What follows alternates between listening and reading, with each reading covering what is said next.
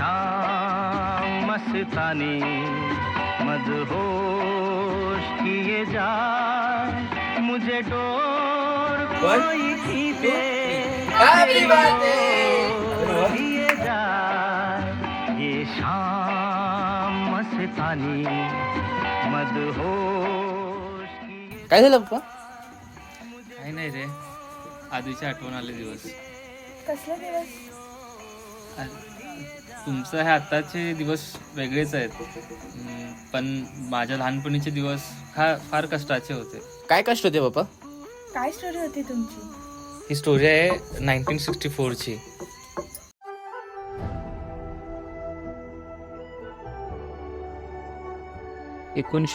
मध्ये बसरीकट्टीच्या एका गरीब शेतकरी कुटुंबात माझा जन्म झाला. तिचं नाव काय? पुंडलिक. आमच्या घरची परिस्थिती इतकी हलाखीची होती की माझ्या आई वडिलांना शेतात काम करून सुद्धा फार कमी पैसे मिळायचे.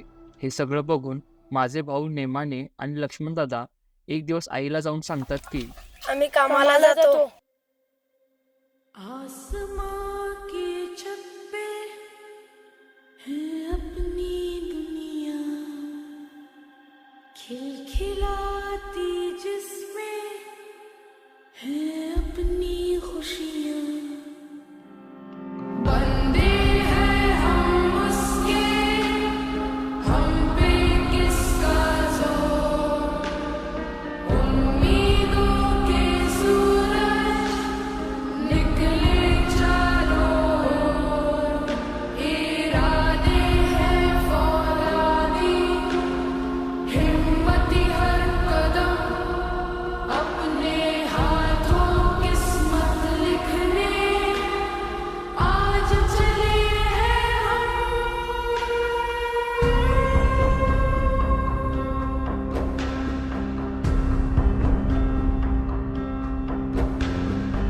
आसमां की छत पे है अपनी दुनिया खिलखिलाती जिसमें है अपनी खुशियाँ 10 वर्षाची पोरं ती. थोडं कळायला काय लागलं, आपल्या कुटुंबाचं पोट भरण्यासाठी कामाला जायला लागले. बंदे हैं हम उसके हम पे किसका जोर उम्मीदों के सूरज निकले चारों ओर इरादे हैं फौलादी हिम्मती हर कदम अपने हाथों किस्मत लिखने आज चले हैं आला होता कामावर ना? आला बघा बाबा.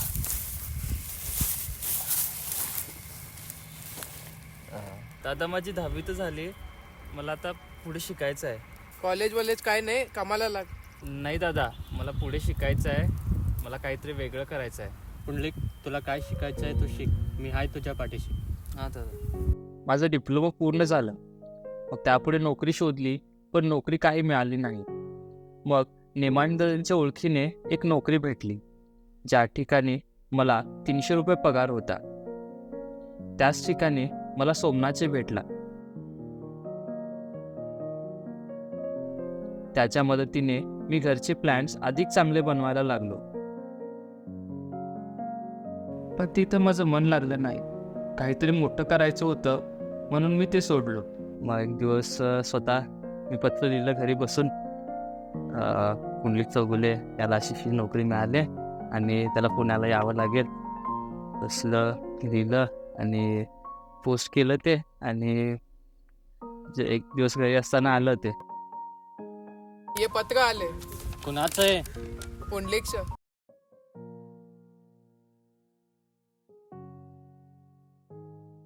पुंडलिक, तुला नोकरी भेटले पुण्यात. पुण्यात? तर एवढ्याला मी घर सोडून जाऊ? मुलं घर सोडून जातात घर बनवासाठी. ठीक आहे दादा, तू म्हणशील तसं.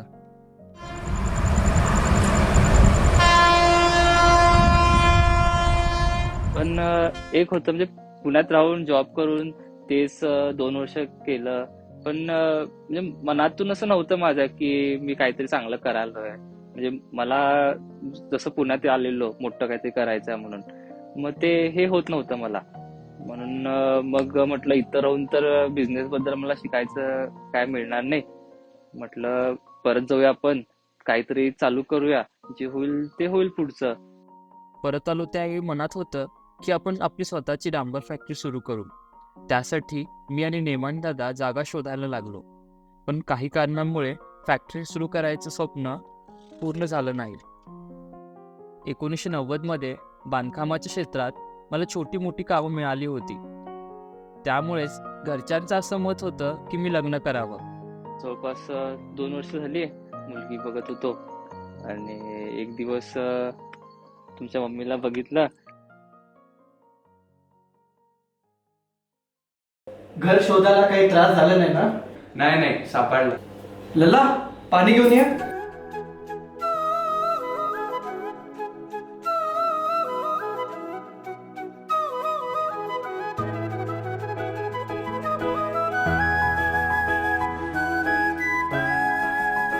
पुरी, तुझं नाव काय? माझं नाव ललिता. आम्हाला मुलगी पसंत आहे. हा, आम्हाला पण मुलगा पसंत आहे. मग लग्नाची बोलणी करूया काय?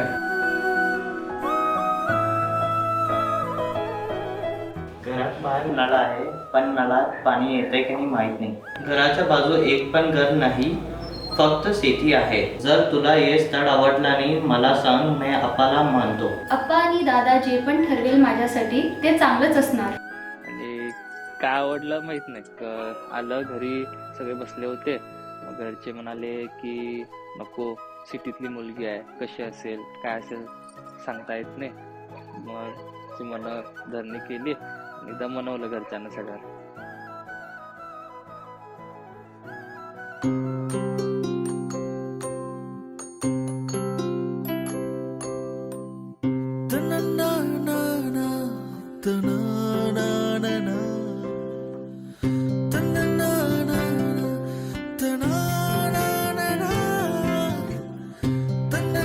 काय ग चपाती?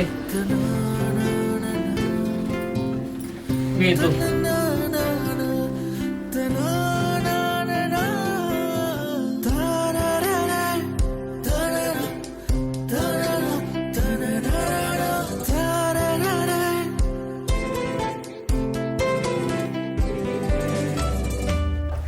इमल, हा आत्या.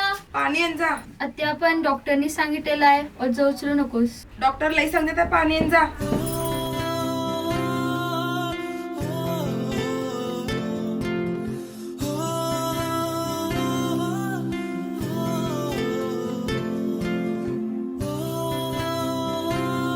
विमल 7 महिन्यांची गरोदर होती आणि एके दिवशी पाणी आणायला गेली व तेथे तिचा पाय घसरून ती खाली पडली. ज्यामुळे आम्हाला आमचं पहिलं मूल गमवावं लागलं. त्यामुळेच मी बसेकट्टी सोडण्याचा निर्णय घेतला.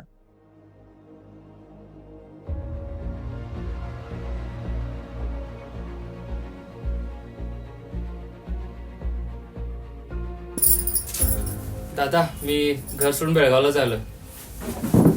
काय? तिथं जाऊन काय करणार आहेस तू? नाही दादा, मला जायलाच पाहिजे. बेळगाव मध्ये कायच होतं?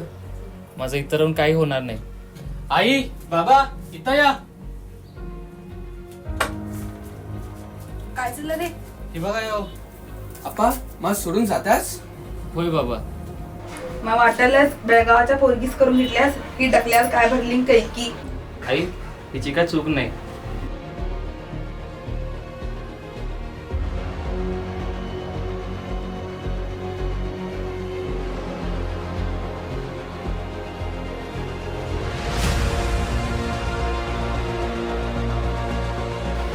जाऊ नकोस रे, इथंच राहा.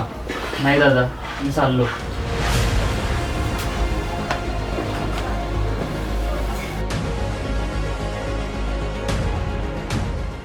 काळजी घे बाबा. ती आपण लेका.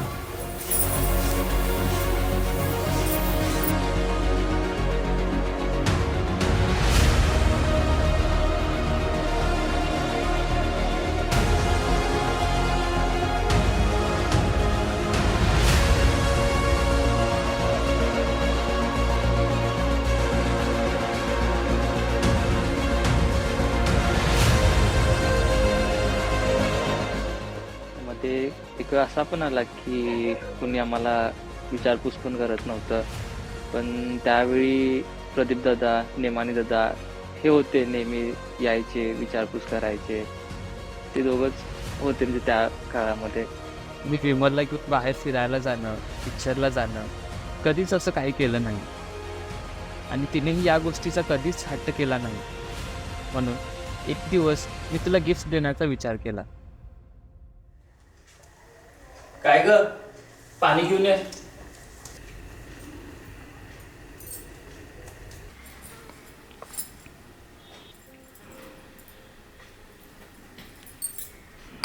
तुझ्यासाठी एक गिफ्ट आहे. खरंच? काय हाय?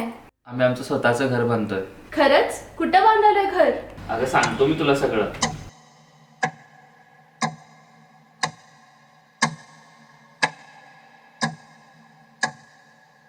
आमचं नवीन घर तयार होतच आलेलं की मला फोन येतोय. नेमानी गेला गे गेला गे नेमानी.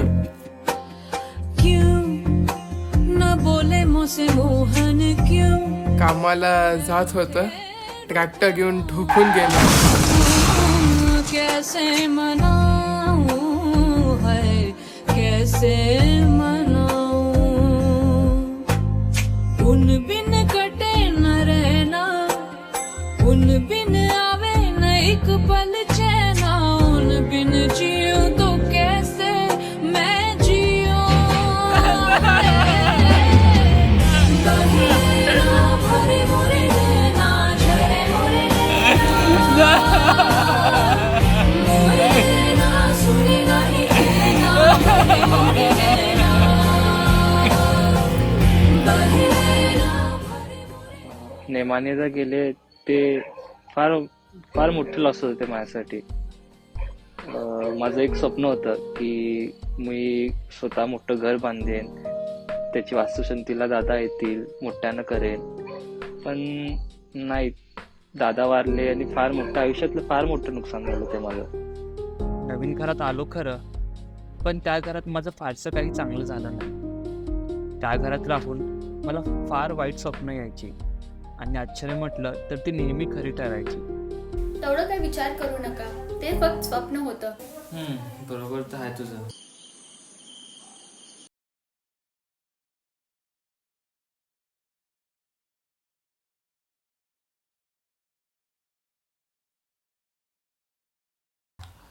काय ग, मला एक स्वप्न आलं होतं, हे आपल्याला घर सोडावं लागेल. असं का बोलता? नाही, या घरामध्ये आपलं काही व्यवस्थित होणार नाही, हे सोडावं लागेल आपल्याला घर. ते सगळ्यात स्ट्रेसफुल होतं माझ्यासाठी. बघितल्यावर इथं घर बांधलेलं होतं, बँकेचं भलं मोठं लोन, आणि नेमकं त्यावेळी कामं मिळणं पण कठीण होतं. साधं घरी जेवण बनवून काहीतरी घरामध्ये भरायचं म्हटलं, राशन वगैरे, तर तेही होत नव्हतं. त्यावेळी सोमनाथजीनं फार हेल्प केला मला. एक दिवस पहाटे ड्रायव्हर आम्हाला भातकांडी गलीला सोडायला आला होता, पण काय माहीत नाही त्याची झोप नीट झाली नव्हती. आणि गाडी चालवताना अचानक समोर येणारा ट्रक त्याला दिसलाच नाही. आणि सुदैवानं माझं कुटुंब वाचलं. या सर्व कारणांमुळेच ते घर विकलं आणि मी भाड्याच्या घरात येऊन राहायला लागलो. त्यानंतर झालं असं की व्यवसाय चांगला चालू लागला.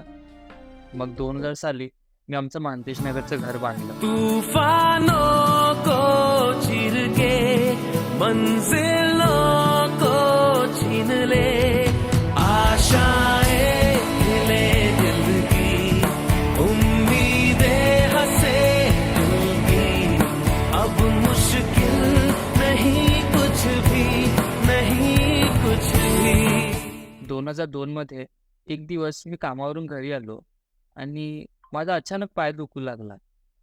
आणि तेव्हापासून जी पायदुखी सुरू झाली ती आजपर्यंत तशीच आहे. त्यावेळी तेवढं काही असं नॉलेज नाही, माहिती नाही, काय नाही. पाय दुखले म्हणायचं, गोळ्या खायचं, पेन किलर, आणि कामाला जावा. खूप त्रास झाला त्यावेळी. आणि डॉक्टर सुद्धा म्हटले की आम्ही याची गॅरंटी देऊ शकत नाही.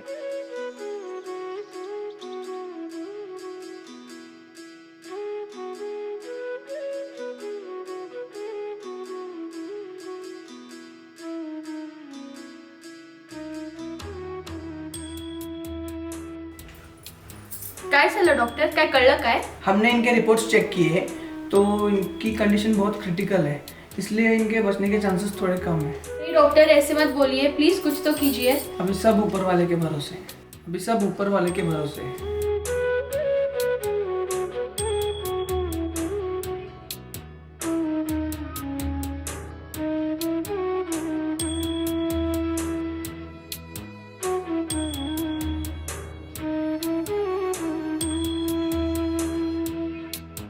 मी बिझनेसमध्ये चांगलं करू लागलो होतो आणि विमलची मला यात खूप साथ होती. ती पहाटे लवकर उठायची. माझ्या मुलांसोबत माझ्या भावांच्या मुलांनाही ती नेहमी तयार करायची. तिने कधीच दोघांमध्ये भेदभाव केला नाही.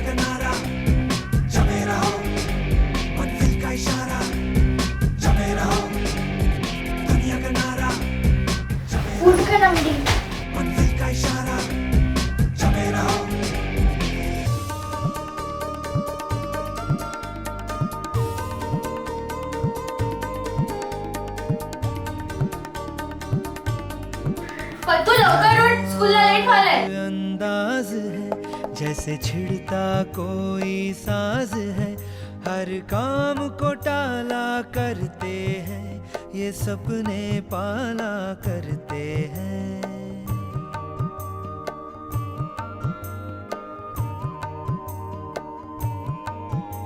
ये हरदम सोचा करते हैं, ये खुद से पूछा करते हैं, क्यों दुनिया का नारा आज स्कूल युनिफॉर्म नाही.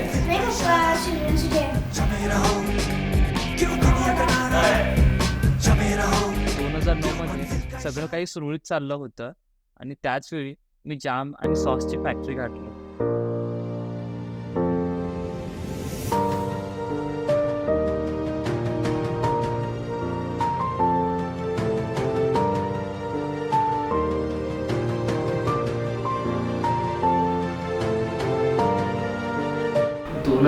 मध्ये मी माझं स्वतःचं अपार्टमेंट बांधलं आणि त्यातच माझं ऑफिस सुरू केलं.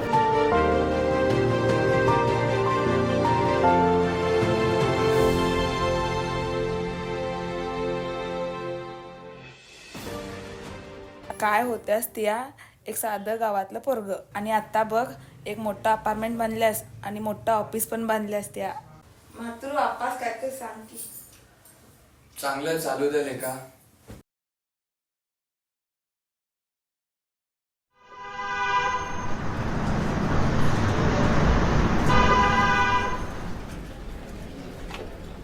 Good morning sir. Good morning.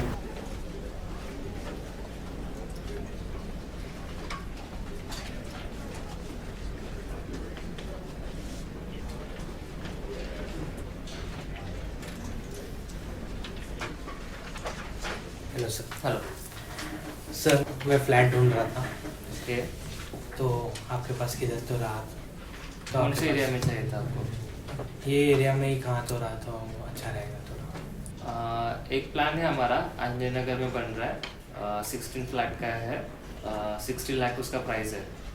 तो अगर आप इंटरेस्टेड हो तो हम लोग बात कर सकते हैं आगे. हाँ ठीक है, थैंक यू सर.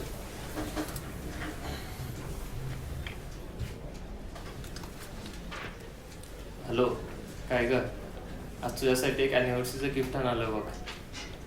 आज एक फ्लॅट जाणार आहे.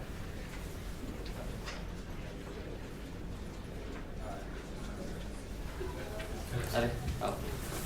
तो सर फ्लैट तो डिसाइड हो गया है, आप थोड़ा बहुत दिखा दीजिए ना, मतलब कैसा रहेगा दिखने में. ओके. तो ये प्लान है अपना.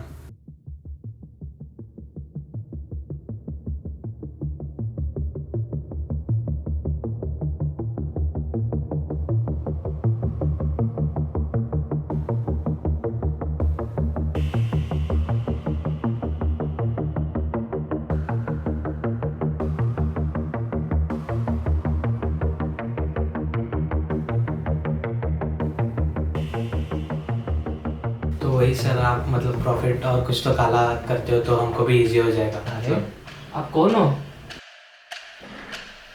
Sir we are from income tax department. आपके यहाँ रेट पड़ी है.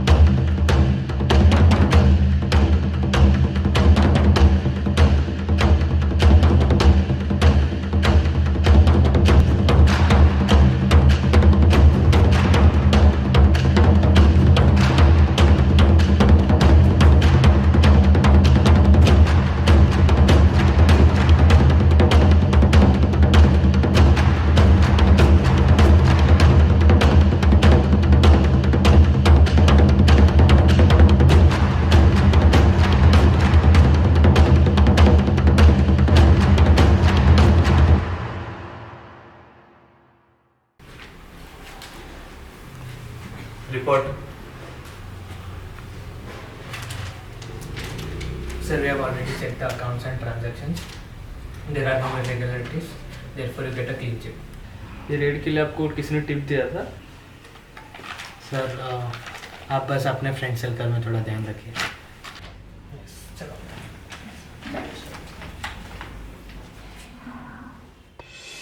2019 पर्यंत मी 4 अपार्टमेंट, एक हॉटेल बांधलो, आणखीन एक सोसायटी सुरू केली. मग एके दिवशी मी पिकनिक म्हणून माझ्या मुलांसोबत गोव्याला गेलो होतो. हाय दीदी. हाय बेटा, ऑफिसवरून निघालीस घरी यायला? हो निघाले. जेवणाचं काय करणार? बाहेर खाणार का पीजीला जाऊन? हा पीजीला जाऊनच जेवण करणार. ते सगळं सोड, आम्ही गोवामध्ये आहे. हो नाईस, एन्जॉय. तू पण एक काम कर, उद्याच फ्लाईट बुक कर आणि येऊन चढ आमच्यासोबत गोवाला. नाही मी येऊ शकत नाही, फ्लाईटचे तिकीट्स पण महाग आहेत. एवढंच नाही, मी पैसे पाठवून देतो, बुक कर आणि ये मग. राहू दे, तुम्ही एन्जॉय करा. त्या दिवशी गोव्यामध्ये जो प्रसंग झाला त्यानंतर मला असं वाटलं की इतकं माझ्याकडे असून सुद्धा माझी मुलगी त्या दिवशी आमच्यासोबत गोव्याला नाही येऊ शकली, फक्त कारण इतकंच की विमानाचं तिकीट महाग होतं.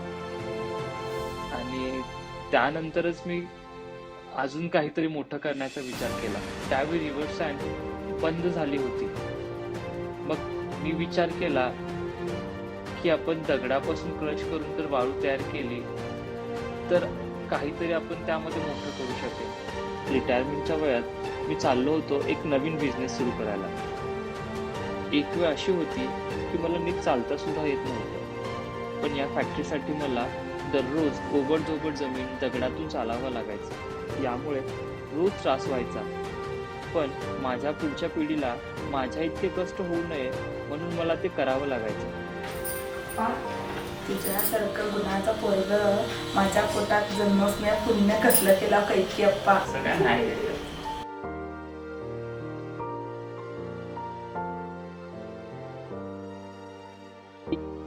2019 मध्ये आम्ही फॅमिली ट्रिपला कन्याकुमारीला गेलो होतो आणि दुसऱ्याच दिवशी पहाटे 7 वाजता आम्हाला आई गेल्याची दुःखद बातमी कळली.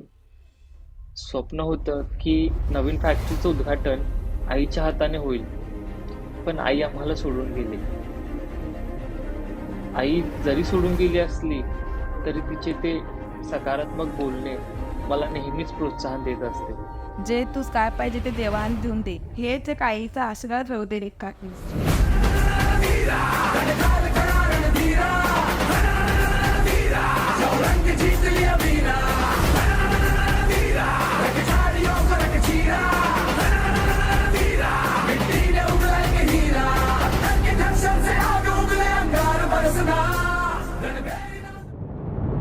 आज जर माझ्यासमोर साक्षात देव जरी आला तरी मी सांगेन त्याला, तू सर माझा नेमांड तयार आहे.